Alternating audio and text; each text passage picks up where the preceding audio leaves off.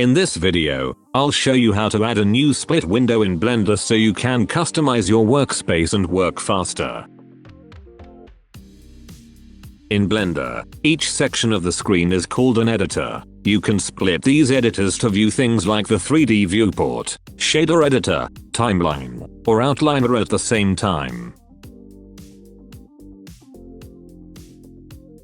To split a window, move your mouse to the corner of any editor.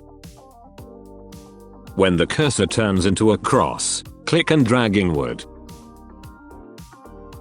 Release the mouse, and Blender will instantly create a new split window. Another way is to right-click on the border between two editors. Select Split Area, then move your mouse to choose the direction and click to confirm. After splitting, you can change what the new window shows. Click the editor type icon in the top left corner and choose what you need, like the UV editor, shader editor, or image editor.